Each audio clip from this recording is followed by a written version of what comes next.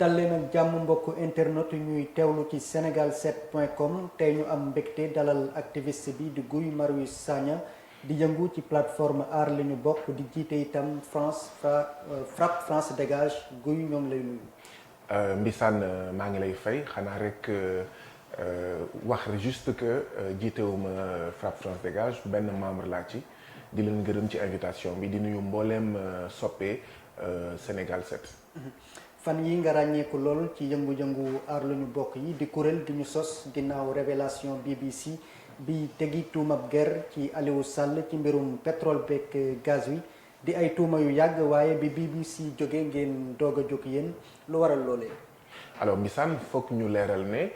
askanu Sénégal xaarul BBC def benn reportage pour soog a wax ci pétrole bi damay fàttali ne bëri na ay citoyens ay patriotes ci réew mi ñoo xam ne waxoon nañu ci pétrole bi lu yàgg balaay BBC di wax mun naa si lim Birahim Seck mun naa si lim Ousmane Sonko mun naa si lim Pape Alé Niang mun naa si lim Baba Aïdara mun nañ ci lim Thierno Alassane Sall Abdoul Mbaye ak ñoom seen liste bi gudd na donc xaaruñu BBC wax pour que ñooñu wax si damay fàttali sax ne le 14 novembre 2016 mu nekkoon benn ajuma bokk naa ci ñi nga xam ne dañ leen jàppoon place de l'Obélisque tëj leen ñaari fan ci commissariat mais 4e manifestation boobu bokkoon na ci li taxoon ñuy manifester mbiru maanaam gestion saytu winu ressources naturelles yi boo xoolee sax di nga gis ci archives yi ay pancartes yoo xam ne dinañ fa tudd Franck Timis dinañ fa tudd Aliou Sall ak ñoom seen donc askanu Sénégal xaarul BBC pour xeex damay fàttali ne Manko Wattu Sénégal mi dajale woon opposition bi yëpp jamono jooju benn ci ñeenti tomb yi taxoon ñu sos ko bokkoon na si saytuwin bu mucc ayib ci wàllu ressource naturelle loolu laa bëgg a leeral bu baax a baax ma dolli ci ne ñi nga xam ne ñoo ñuy accusé naan ñun ay traître lañu naan ñun on est manipulé par l'étranger ñoom wax jooju waru leen wax jooju mënuñu saf xam nga lu tax ku signé accord de partenariat économique ku delloo ci armée française koo xam ne nee nga franc CFA amuloo ci benn jafe-jafe koo xam ne yaa ngi signé accord de défense ak États-Unis ak Grande-Bretagne ci boppam koo xam ne def nga en fait lépp li nga xam ne moom laa doon lim ni wax dëgg yàlla tu es très mal placé pour donner des cours de patriotisme BBC nag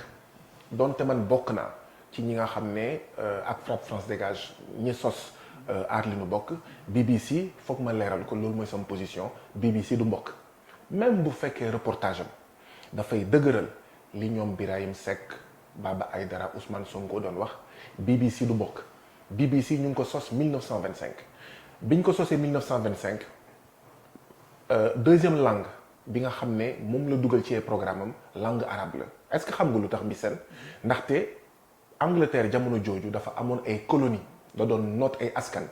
ci askan yu mu doon noot ñenn ñi lañ doon làkk arabe donc BBC du média bu neutre dama bëgg mu leer BBC du média bu neutre ñaareel bi ba atum 1990 am na lu ëpp juróomi junni emploi ci biir BBC yoo xam ne MI5 moo ko validé MI5 mooy benn pàcc la ci service secret Angleterre donc bu yóbboo ñu wax ba mu leer naññ askan bi ñuy déglu ne BBC mooy RFI France mooy France 24 France mooy CNN États-Unis maanaam BBC jumtuwaayu Angleterre la jumtuwaay pour moom noot yi muy noot askan yi ci àddina doole bi mu war a am moom d'accord BBC benn ci jumtuwaay yi la donc BBC du xarit du mbokk donc man mi di wax ak yow par exemple seetaanuguma 60 secondes ci reportage boobu li ma xam yëpp ci reportage bi dama ko dégg dama ko lire ci ñeneen donc loolu tamit bëgg naa ko leeral baax na ñun ñii tamit bokk aar li nu bokk baax na ñun ñii nga xam ne ñooy xeex pour saytuwin bu mucc ayib ci suñuy ressources naturelles ñu xamee ko noonu ne BBC du mbokk tey du mbokk ëllëg waaye c'est pas parce que BBC day wax li nga xam ne moom la ñuy wax moo tax ñu war ñu traiter de vendu moo tax ñu war ñu traiter de traître et comme ni ma ko waxee foofu lay daanelee xaaruñu 2019 pour xeex pour manifester pour wax ci suñuy ressources naturelles. bu ñu dellu si waatee ci coow li ñi ngeen joxoñ baaraama tuuma Aliou Sall en particulier ñoom tamit nee nañ defuñu benn njuuj njaaj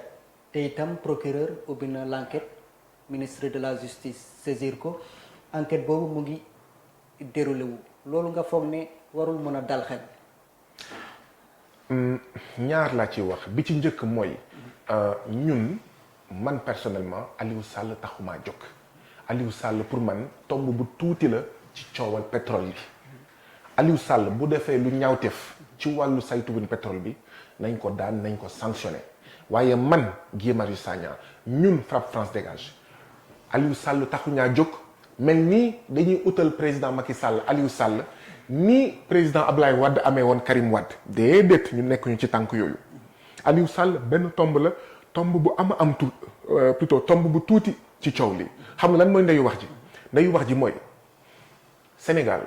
mënul yeewoo ci pétrole di fanaanee ci gaz yeewu ci wurus di fanaanee ci zircon yeewu ci jën di fanaanee ci phosphate bokk ci benn ci ñaar fukki askan ak juróom yi gën a ndóol ci àddina bi loolu mooy coow li lan moo tax donte Sénégal am na koom-koom boobu yépp mu bokk ci askan yi gën a ndóol ci àddina bi c'est parce que saytu winu suñu moomeel du saytu win bu mucc ayib wurus bu nekk ca Kédougou téeméer boo jël juróom yi mooy toog fii Sénégal juróom-ñeent fukki yi ak nangam maanaam plus de 90% day dem bitim réew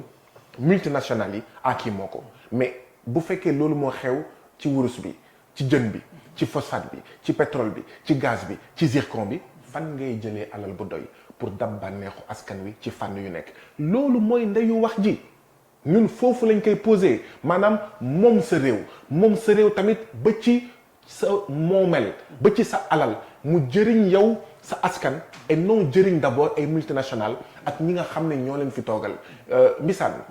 chefu police bi moo wax yàggul trop ne Sénégal mu ngi am 3900 et quelques policiers xam nga ñaata policiers moo fi war a am 15000 policiers gis nga gàtt bi 15000 policiers lu mu tuuti moo war a am Sénégal ñu ngi toll ci 3900 policiers ça veut dire que on a un gap de plus de 11000 policiers lan moo tax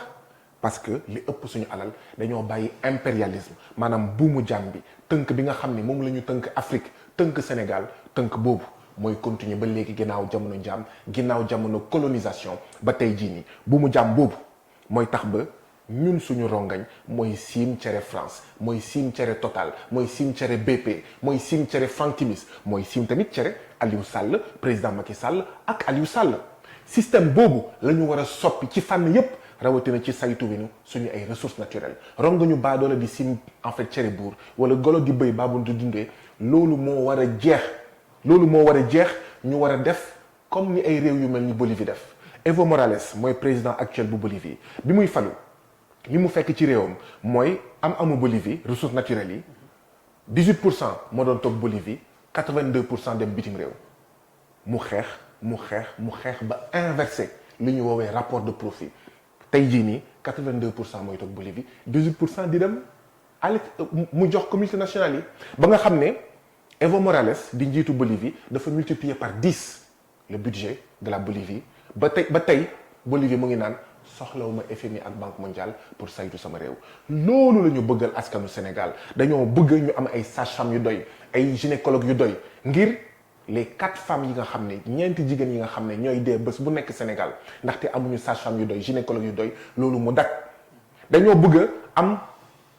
suñu moomeel jëriñ askan wi ba nga xam ne au lieu de un enseignant pour 40 étudiants à l'université Cheikh Anta Diop ñu am li nga xam ne moo normal muy un enseignant pour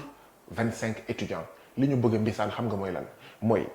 65 candidats sur 100 yuy échoué au baccalauréat chaque année depuis au moins 3 ans mu dakk xam nga loolu lan moo koy dakkal ñu am ay moyens yu doy am ay jàngalekat yu doy am ay écoles yu doy ñu mettre les élèves dans de bonnes conditions mbisaan xam nga lan mooy coow li 59 ans après l'indépendance nous avons 54% de Sénégalais yoo xam ne mënuñu jàng à Badiada xam nga lu tax amuñu xaalis bu doy pour am ay classes yu doy ngir dugal suñu askan yépp ci école ñu alphabétiser leen parce que munoo génn ci ndóol ak ci sous-développement bu fekkee loolu amul loolu mooy ndeyu wax ci moo tax nag ñu ne war nañ auditer contrat yi bépp contrat moo xam ci pétrole la ci gaz ci zircon ñu auditer ko pour ràññee contrat yi nga xam ne dëppoowul ak njëriñu askanu Sénégal yi nga xam ne dëppoowul ak askanu Sénégal ñu tas leen ñu renégocier leen ñi nga xam ne nag dañoo sàcc dañoo luubal askanu Sénégal ñu identifier leen maanaam ñu ràññee leen ba pare ñu daan leen bu dee Aliou Sall en fait ci la bokk ñu daan ko bu dee président Macky Sall ci la bokk ñu daan leen ba pare ñu delloo si loolu ñu luubal ci moomelu askanu Sénégal loolu mooy coow li man Aliou Sall lu tuuti la benn tombale ci mbir mi bëgguma ñu focaliser si parce que buñ ci focaliser dañ koy def politique politicienne buñ ci focaliser day mel ni ñi nga xam ne ñoo fi nekkoon avant Macky Sall di fi nekk ñooy fayu ci président Macky Sall comme Ablaye Wade amoon na Karim Wadam léegi nag président Macky Sall on lui a trouvé son Karim Wade qui s'appelle Aliou Sall coow li du foofu du politique politicienne beneen wax ji mooy beneen tomb bi nga xam ne coowal pétrole bi mu ngi koy jur xam nga mooy lan tey jii nii askanu Sénégal bi wala boog ñenn ci ñoom ñu ngi naan vraiment seen xel tey na bëgg nañ xool naka la ñu lijjantee mbir mi mais ban pexe la ñu am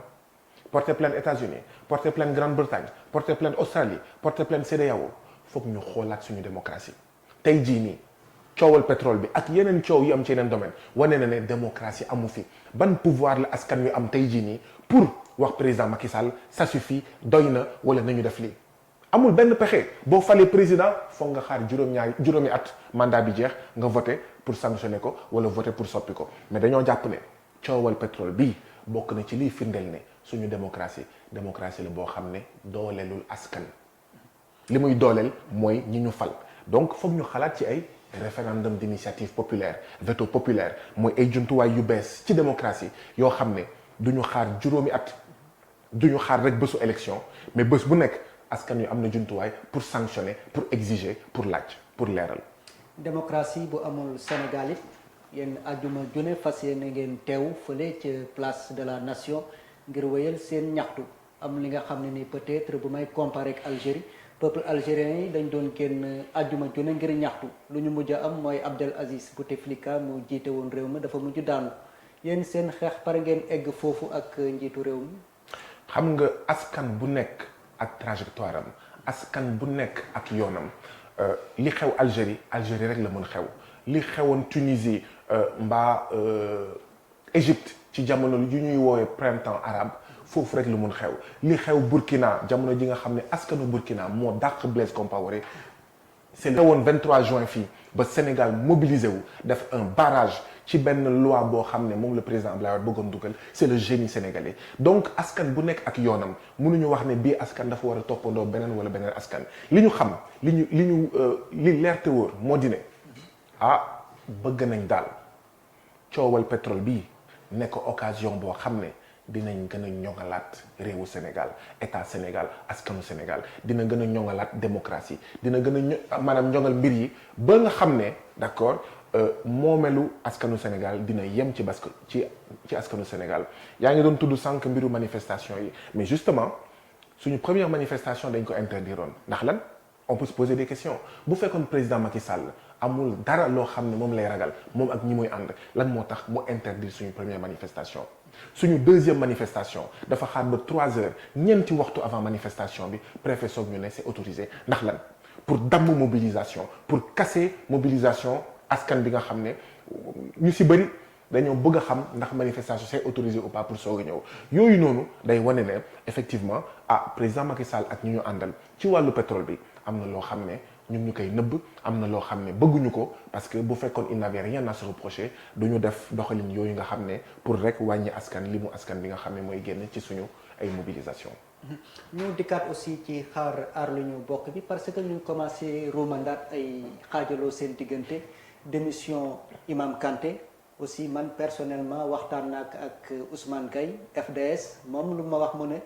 vendredi chaque vendredi pour ñu manifester place de la nation ñëpp tooguñu ci déggoo ci donc est-ce que mënuñu ne ay division commencé na am ci seen rang aussi. ñaar wala ñett laa ciy wax bi ci njëkk mooy sànq sax yaa ngi ko doon tudd ma fàtte ko da nga may mayaat occasion ma wax ci aar li nu bokk officiellement en tant que plateforme waxagul ne àjjuma bu nekk lay def manifestation ay membre aar li ñu bokk wax nañ ñoom seen bëgg-bëgg wax nañ ñoom seen yéene di nga dégg diw mbaa diw jël micro même si suñu ay manifestation ne àjjuma bu nekk dinañ fi ñëw wala publier seen page Facebook àjjuma mais gisagu leen aar li ñu bokk ci conférence de presse ci communiqué bind ne wax ne àjjuma bu nekk dañuy def manifestation terewul nag ci démocratie la ñu nekk suñu ay membres suñu ay sympathisants mën nañu wax seen bëgg-bëgg d'accord bëgg-bëgg boobu sax yàlla mën na def aar li nu bokk mu valider ko démocratiquement. kon àjjuma bii di ñëw wóorul ngeen def manifestation. lenn lay leeral bu baax a baax kenn mënul génnee communiqué aar li nu bokk wala conférence de presse aar li nu bokk fi aar li mu bokk wax ne chaque àjjuma dañuy def manifestation loolu mooy benn donc di am jafe-jafe ak aar li nu bokk di gedd ci aar li nu bokk wala di génn di démissionné ci aar li nu bokk ndax wax jooju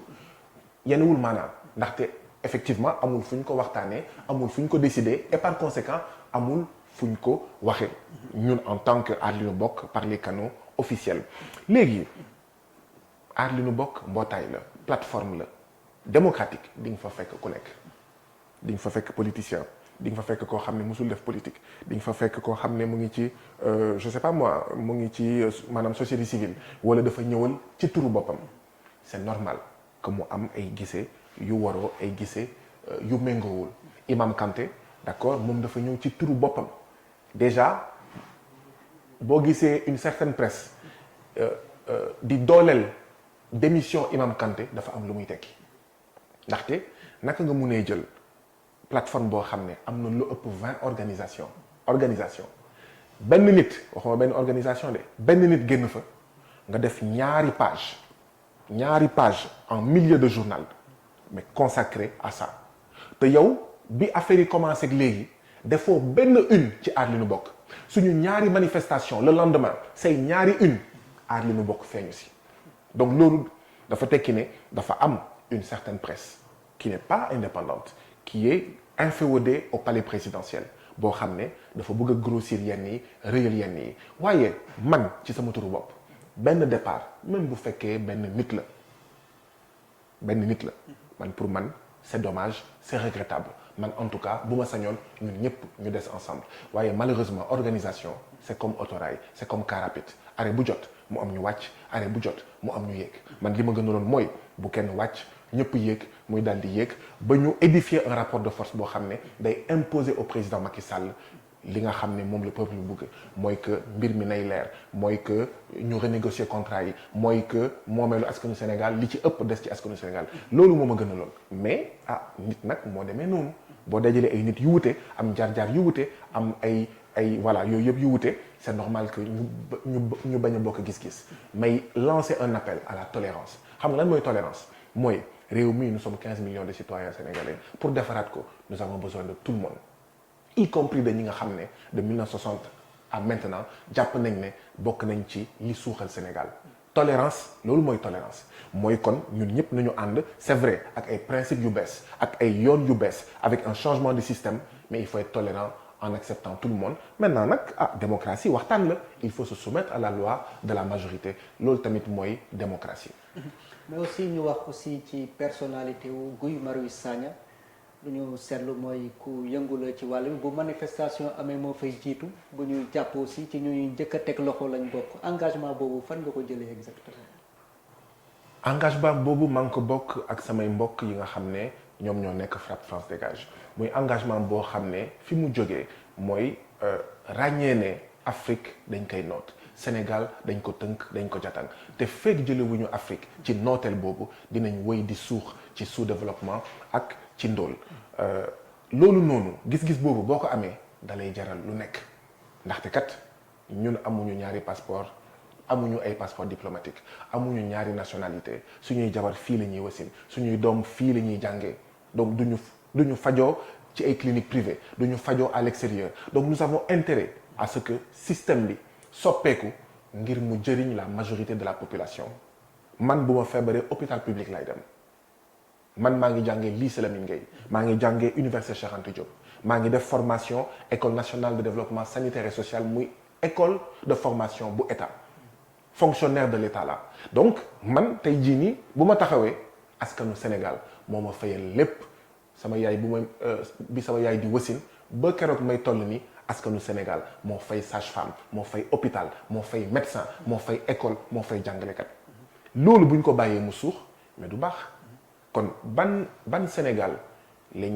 la suñuy doom ak suñuy sët nar a donn li waa ji doon wax nous voulons ouvrir les yeux de nos enfants sur un autre Sénégal suñuy gëtu doom ak sët dañ ko bëgg a ubbi ci beneen Sénégal bu wuteeg bi lan moo fi am ñàkkum kaaraange crise ci wàllu njàng jafe-jafe ci wàllu wér-gu-yaram boo amulee xaalis doo faju boo amulee xaalis doo jàng wala boo duggee école doo fa sori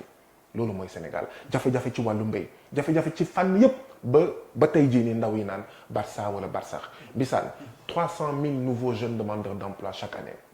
30 000 emplois lañ leen di jox ana 270 000 yi ñenn ñi ñu ngi dee dans la mer Méditerranée ñenn ñi ñu ngi dee ci désert du Sahara wow fa kong ba mel ni géej loolu mënatul wéy yéenewu ma ko sama doom yéenewu ma ko sama sët yéenewu ma ko sa doom yéenewu ma ko sama doomu benn mbokk Sénégal lii moo waral ñuy xeex mu jaral lu nekk nag parce que dañoo gëm ne génération bu nekk ni ko Frantz Fanon doon waxee dafa am benn mission dafa am luñ ko dénk dafa am luñ ko sas wala da koy war wala mu def liggéeyam ba mu mat sëkk la remplir ou la trahir ñun nag dañoo jël option suñu liggéey li ñu sas li suñu askan li nga xam ne suñu askan moo ñu ko sas ñu motal ko ba mu jaral ñu lu nekk li ci des nag mooy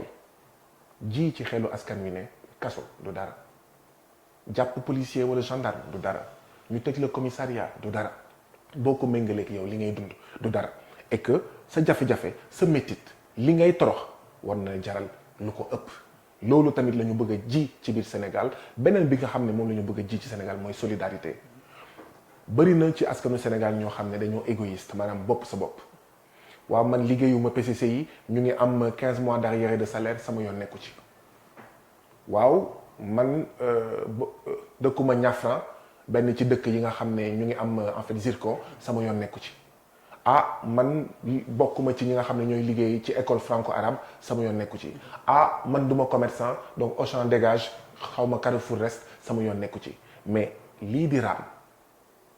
te di laal waa école franco-arabe di laal commerçant yi di laal waa PCC yi di laal benn secteur yi boo ko seetaanee day yéex rek waaye du fanaan àll ci yow la jëm donc foog ñu dëgëral solidarité jàppalante et non bopp sa bopp gis-gisu njëriñ loo fekkee gis-gis boobu baaxul. waaw ñu ñëwaat ci seen activité aussi France Dégage man personnellement dama jàppoon ne yow yaa ko jiite en tout cas yaa ciy gën a fës ñu ñëwaat aussi ci seen xeex beeg Auchan xeex boobu foo leen ci toll est-ce que lajoo leen parce que gis nañ fi Carrefour di ñëw moom itamit. alors est-ce que jamono njaam suñu xeex dañoo lajoon waaw xeex moom ñaar moo mun am dañ lay ëpp doole ñu daan la wala nga ëpp doole nga gañe waaye xeex bi nga xam ne ñun moom la ñuy xeex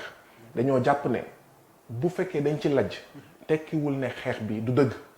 li muy tekki rek ne mooy amaguñu li mu doomu aadama yi doy ngir ki nga xam ne moo ñuy mbugal moo ñuy noot ñu daan ko effectivement ñun bu ñu sañoon Auchan du fi amee magasin yu toll nii bay Carrefour di fi ñëw ñun li ñu gëm mooy doomi réew mooy tabax réew suñu commerçant yi lu ñu yaafus lu ñu matadi ñoom mun développer réew mi du benn doxandem bu koy ñëw defar mu ngi mel ni tey jii nii may préféré di déglu CNN RFI France 24 au lieu di jëfandikoo Sénégal 7 mi kan moo koy nangu ak Sénégal 7 lu mu matadi moom ak yeneen médias yi nekk Sénégal lu ñu ñàkk fayda ñoom la ñu war a dooleel ndaxte bu développement di am bu yokkute di am ci ñoom la mën a jaar léegi nag oui commerçant yi dañoo matadi waaye seen matadi état bi moo ko seetaan état bi moo ko encouragé parce que état bi moo yore contrôle économique moo yore contrôle des prix moo yore xaalis bu doy pour ne xar kanam bii laa bëgg suñu commerce am ci Sénégal waaye état du Sénégal moo toog seetaan moo taxoon ñun bu ñuy wax Auchan dégage te ñu koy wax ba tey bu ñuy wax Carrefour dégage te ñu koy wax en fait ba tey dañ ko jox benn contenu benn bi mooy balaa ngaa bàyyi dara mu dugg sa kër baax na nga def li ñuy woowee étude d'impact mooy par exemple li ñu defoon Pikine pour ne arène nationale bi bu ñu ko tabaxee lii la nar a jur donc étude d'impact am na lu ma waxoon bi taw bu njëkk bi ñëwee arène nationale gis nañ lu mu jur président Macky Sall deful étude d'impact te bu defee étude d'impact bugg ko siwal parce que li ñuy ragal mooy li xew France ci fukki at ak juróom-ñeent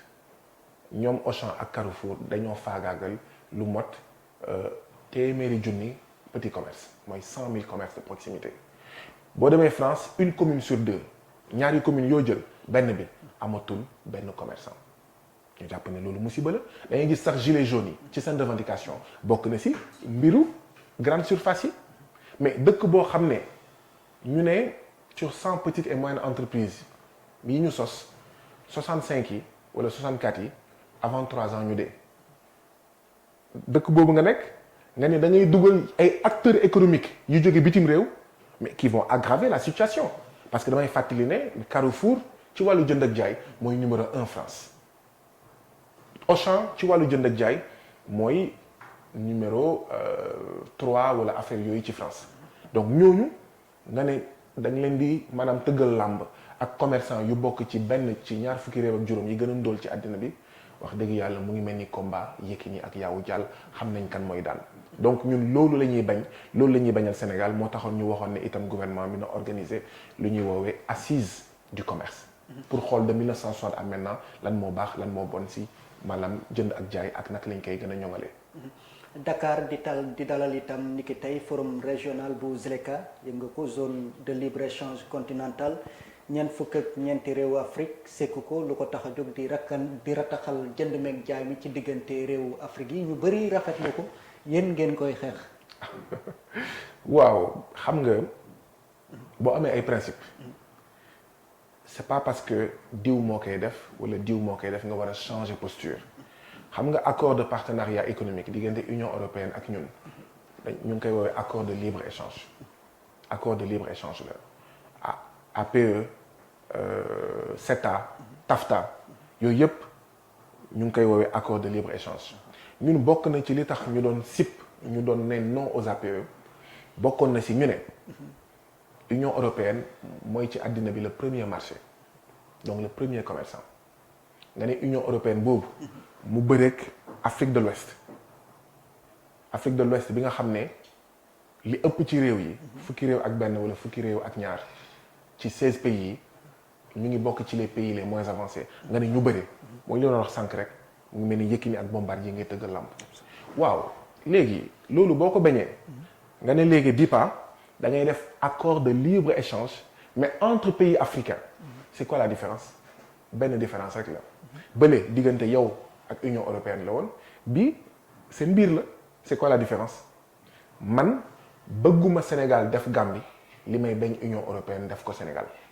bëgguma Nigéria def Niger li may bañ Union européenne def ñu ko bëgguma Afrique du Sud def Malawi li nga xam ne moom laay bañ Union européenne def ñu ko c'est pas parce que ki ñuy noot derem dafa nar a ñuul que moo tax ma nar a nangu nooteel libre échange musul développé réew fi may daanelee mooy ZLECA fi mu sosoo capitalisme la libéralisme la or libéralisme boobu benn wala ñaari gis-gis moo ko lal recherche de profit ak noo ko mënti amee ku mën sa morom duma ñun dañoo jàpp ne dañoo war a tabax àddina bu bees Afrique bu bees boo xam ne solidarité et complémentarité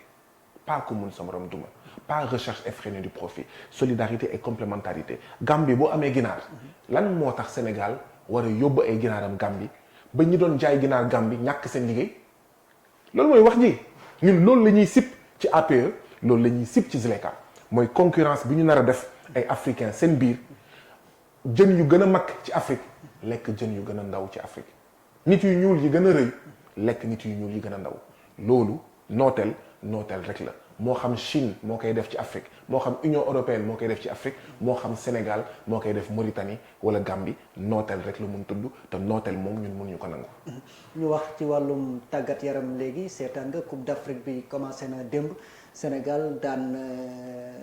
ban réewati Tanzanie 2-0 biu Keita Baldé ak biu Krépin Diatta nan nga ko jàngatee.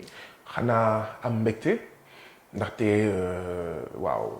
maanaam patriote ñu koy woowee ci wolof aji bëgg réew day supporter équipe nationale am donc ñu ngi supporter suñu gaynde yi di ñaan yàlla ñu dem fu gën a sori du yomb nag ndaxte am na yeneen réew yu ëpp 20 yoo xam ne lii bar bëgg moom la mbëtt bëgg waaye ñu ngi ñaan suñu équipe nationale dem fu gën a sori ndaxte kat askan dafa soxla am ay royuwaay dafa soxla am ay doomu aadama wala ay équipe ci biir réew mi ñuy wane ne mën na nekk ndaxte li nga xam ne moom moo yàgg Afrique rawatina ci Sénégal mooy askanu Sénégal mënul dara mooy nit boo xam ne deram dafa ñuul mënul dara ki mën mooy tubaab bi mooy Auchan mooy Carrefour mooy jaay suñu ndox jox ko Suez mooy à un moment donné ñu privatiser en fait suñu Sénélec jox ko Hydro-Québec Elio mooy jël suñu raay jaay ko ay canadien maanaam nit ku ñuul mënul dara gis-gis boobu bu saxee ci àddina day am solo ñuy am ay mbisaan ay faatu ay inca ay duudu wala ay équipe nationale yoo xam ne dañuy wane ne neexul ba neexul mën nañ te wane nañ ko moo xam ci wàllu tàggat yaram moo xam ci yeneen en fait fànn moo tax ñuy jàppale suñu ay gaynde bu baax a baax beneen bi moo di ne wax askan wi ñu bañ a fàtte ndaxte ñaari kan moo am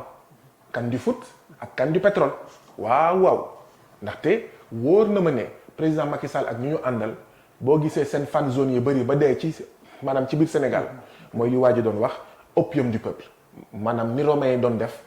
di def ay lamb pour nelawal askan wi au lieu ñu wax ci ndeyu wax ji d'accord ñuy foo ba di fàtte li nga xam ne moo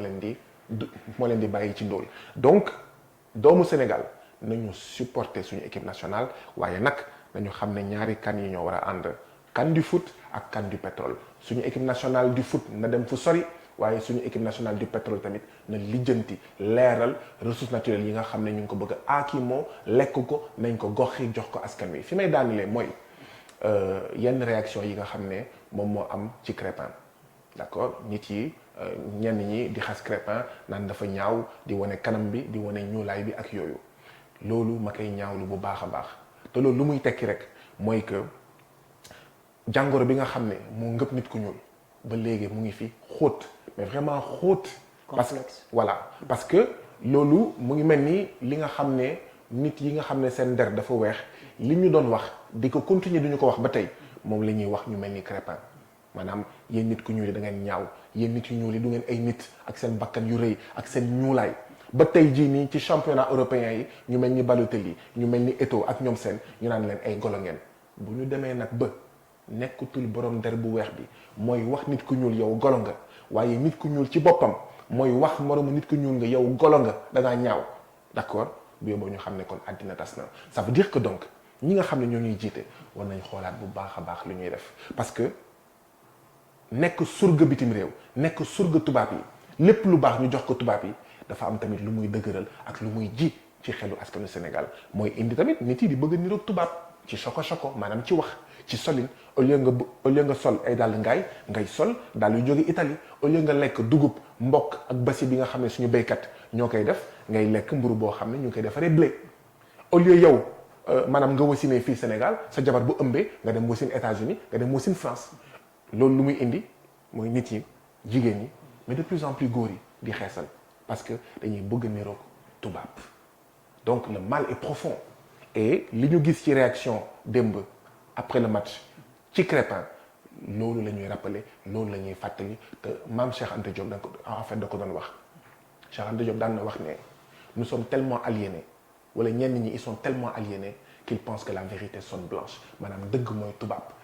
lu niroowul ak tubaab lu nekkul tubaab du dëgg rafetul donc comme Crépin dafa safaanoo loolu ci wàllu melokaan ak tubaab Crépin dafa ñaaw Crépin golo la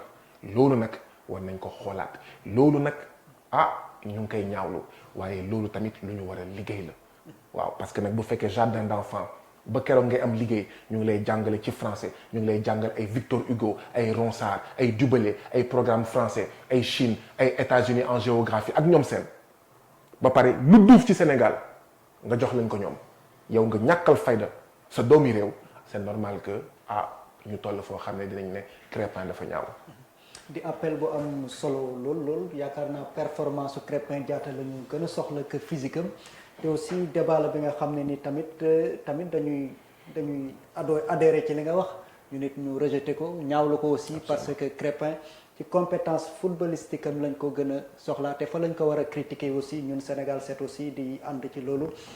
ñu jox la rek kàddu gu mujj gi xanaa di leen di gërëm ci invitation bi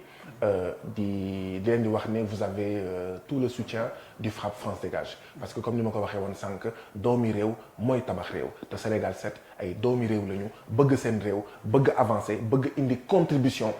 ci wàllu audiovisuel ndaxte kat buñ ko seetaanee dinañ ñàkk souveraineté audiovisuelle ñàkk souveraineté audiovisuelle mooy lan mooy les médias